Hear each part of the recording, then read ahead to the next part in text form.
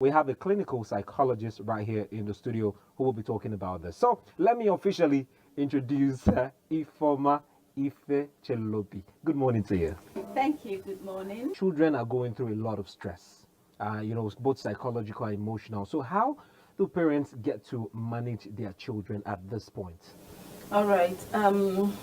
Really, parenting has the same principles, although sometimes the processes could differ depending on individual children. But the principles are basically the same. So, even though we are in a pandemic, what children need the most is structure.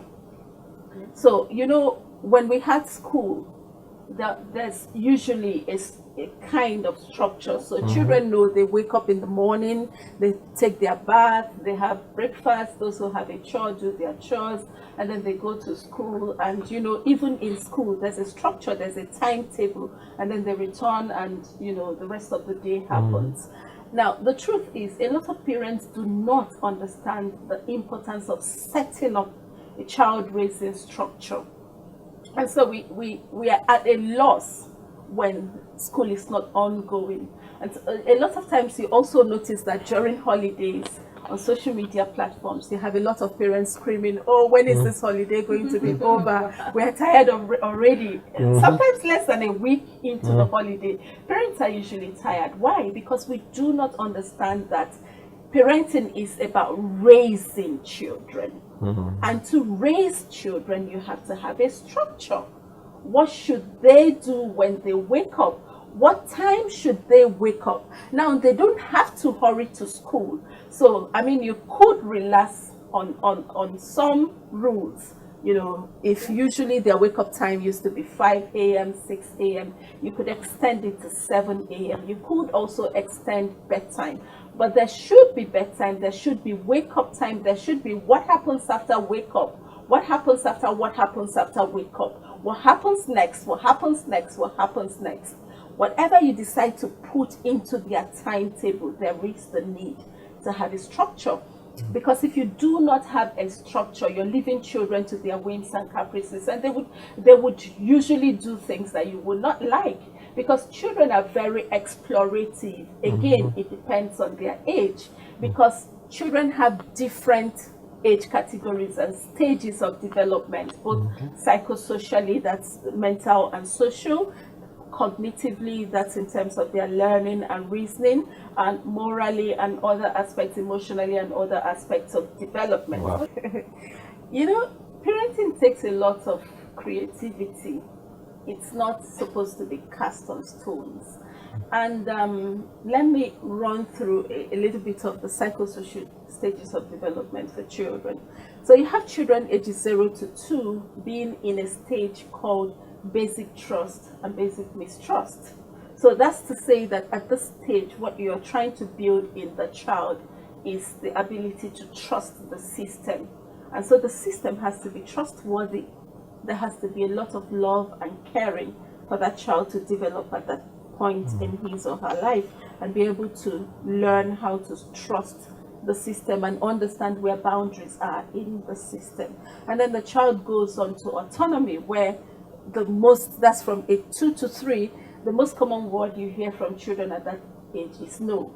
Let me help you with your shoes, no. Let me feed you, no. Let me comb your hair, no. No, no, no. That's what you hear among children that age a lot. Next to do, what happens is they start to look for what to do by themselves. And so they get restless. Now, if children get bored, from certain routines, because even during the school year, children get bored. Children get bored of going to school, bored of being in class, bored of staying through a 40 minutes lesson or something. Children usually get bored. Why? Because the brain of a child is constantly evolving. And the major way that children develop is by exploration.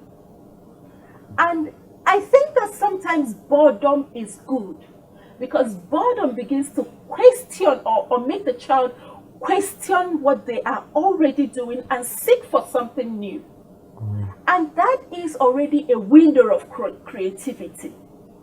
So at a certain age, I would say from 2, it's also important for parents to include their children in creating structures. So we could have wake up time, and then the next thing is breakfast. Some things that has to be routine, because parenting has 3 basic R's. We have relationship, we have rules, we have routines. Relationship, Rules and routines. Wow. Absolutely.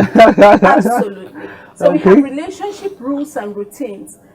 And remember, in the psychosocial stages of development, the first stage is basic trust and basic mistrust. And I said that what carries that stage is love and caring, right? So that's when you basically develop the foundation of the relationship you have with your child, you know.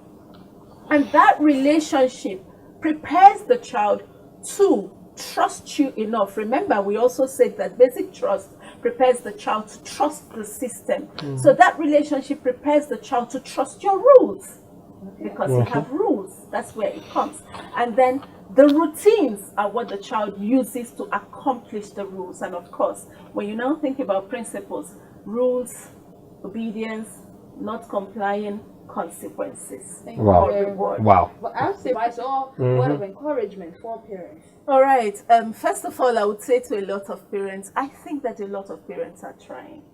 Yes, Honestly, I think that you're doing a whole lot already, you know, from probably your wealth of knowledge, from your wealth of development. But basically, the most important aspect of parenting is you, the parent. You need to be centered. You need to have yourself in order. You need to also put a structure for yourself. You need to be in a place of well-being. You need to be healthy, because whatever you invest in a child is coming from what is on the inside of you. Yeah, true. You know, when you open a can of Coke, you're not expecting to get Sprite out of it or to get water out of it. And so if you are a parent and your emotional journey is toxic, your cognitive journey is toxic, your social behavioral journey is toxic, you're going to give exactly the same toxin to your children. So first of all, please center yourself and be in a place of well-being. That you know, brings you to the ability to really help your children. Thank you very As it much. were, how will a parent figure out that my child is going through, we're going through this process, is going through stress and having trauma? All right. Like I said, the first stage in parenting is first relationship. Remember. So if you don't have a relationship with your child, it becomes difficult for your child to even tell you what's going on with them. That is very important. You remember the viral video we have of a child telling the mother to calm down. Mommy, calm down. Absolutely. It took relationship for that child to get there. There will be a lot of children in that same position who truly, truly want their mother to calm down, but dare not say that because they're afraid, because their mother would not even have the patience. In fact, there are so many mothers who wouldn't even have the patience to have a conversation with that child. Remember, that video started with the mother having a conversation with the child about what he has done. If she didn't give that opportunity for a conversation, the child would not have the opportunity to negotiate. So first of all, laying the foundation of relationship with your child, you know, gives you more leverage as a parent and gives that child more leverage to thrive. Now, there are also children who are, you know, just maybe more introverted and might not know how to express themselves, or who are going through certain things that does not even allow them to express themselves. Maybe they're being abused and the person is threatening them, you know, and they're completely overwhelmed, and so they're not able to voice. So you understanding your child, knowing how your child will basically react. A child who is outspoken out there is now withdrawn and acting in a certain way, like they're hiding something. Parents should have eagle eyes. Wow. Thank you very Okay. much. I wish I think I'll come for counseling.